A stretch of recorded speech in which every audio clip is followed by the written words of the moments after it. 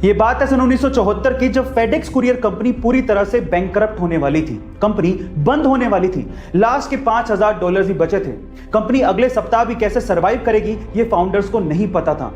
मरता क्या नहीं करता, फाउंडर्स आखिरी $5000 का दाव खेलने के लिए लॉस वेगास पहुंच गए ताकि पैसों का जुगाड़ किया जा सके और कंपनी को बचाया जा सके। गाइस, किस्मत भी बहादुरों का साथ देती है। लास्ट के $5000 दाव पे लगा देना कोई छोटी बात नहीं है। उन्होंने $5000 के थ्रू $32000 कमाए और फिर से पहुंच गए फेडेक्स कंपनी को जिंदा करने के लिए। फिर क्या था गाइस, वही कंपनी जो बैंकरप्ट होने वाली थी, आज वो कंपनी $70 बिलियन की कंपनी है जिसमें 6 लाख से ज्यादा इंप्लॉइज काम करते हैं। गाइस, आपको फेडेक्स कंपनी की स्टोरी कैसी लगी कमेंट सेक्शन में जरूर लिखें। यूके का बर्गर किंग अपने कस्टमर्स को अपने कॉम्पिटिटर मैकडी के यहां ऑर्डर करने के लिए बोल रहा है, और सिर्फ मैकडी नहीं, पिज्जा हट, डोमिनोज और जितने भी छोटे बड़े रेस्टोरेंट्स हैं उन पे अपने ग्राहकों को ऑर्डर करने के लिए रिक्वेस्ट कर रहा है। पर सवाल यह उठता है कि बर्गर किंग, जो कि खुद एक बहुत बड़ी फास्ट फूड की चेन है, वो ऐसा क्यों कर रहा है? देखिए, बर्गर किंग का इस पे कहना है कि उसने भी कभी नहीं सोचा था कि लाइफ में ऐसा कुछ वो लोग कहेंगे, लेकिन करंट सिचुएशन को देखते हुए इन रेस्टोरेंट्स पे जो एम्प्लॉइज काम करते हैं और उनकी फैमिलीज,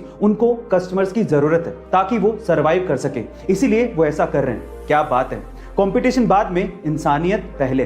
बर्गर किंग के सोच के लिए एक हार्ट तो बनता है। गाइस, आपको बर्गर किंग की सोच कैसे लगी कमेंट सेक्शन में जरूर लिखिएगा। और 2020 में आई कोरोना की लहर की वजह से सब कुछ बंद पड़ गया। कई जगहों पर लॉकडाउन तक देखने को मिला। लोगों के एक साथ इकट्ठा होने पर पाबंदी तक लगा दी गई और इसका असर खेलों पर भी देखने को मिला। लेकिन जब हमारे डॉक्टर्स और रिसर्चर्स ने मिलकर कोरोना से लड़ने के लिए वैक्सीन बनाई, तब कहीं जाके कई देशों में जिंदगियां पटरी पर लौटने लगी। कोरोना की वैक्सीन बनाने वाले इन डॉक्टर्स और रिसर्चर्स के सम्मान की एक झलक तब देखने को मिली जब विंबलडन का मैच देखने आए हजारों दर्शक कोविशील्ड बनाने वाले रिसर्चर्स और डॉक्टर्स के सम्मान में खड़े होकर तालियां बजाने लगे। देखिए ये क्लिप।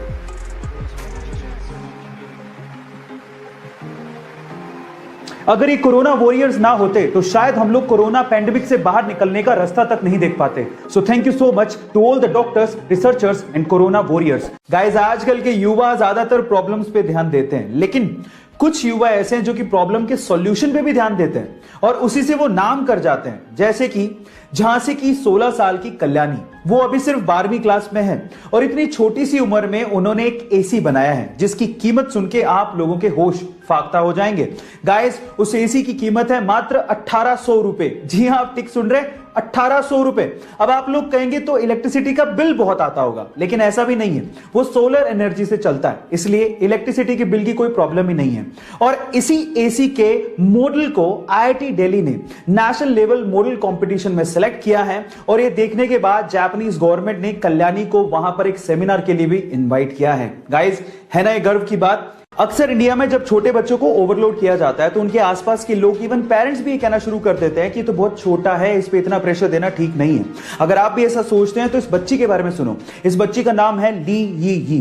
5 साल की छोटी सी बच्ची एक टेबल टेनिस प्लेयर है, चाइना से बिलोंग करती है और एक सोशल मीडिया सेंसेशन है और इनफैक्ट इसे लाखों लोग फॉलो भी करते हैं। पर सवाल यह है कि इतनी छोटी सी उम्र में इतना सब कुछ उसने अचीव कैसे किया? तो मैं आपको बताता हूं। इसके माँ बाप ये चाहते थे कि वो टेबल टेनिस प्लेयर बने, इसके लिए उसकी ट्रेनिंग शुरू की। जब उसकी ट्रेनिंग की जाती थी तो कोचेस उसे हद से ज्यादा हार्डवर्क करवाते थे, जिसकी वजह से कभी कभार वो रोने भी लगती थी।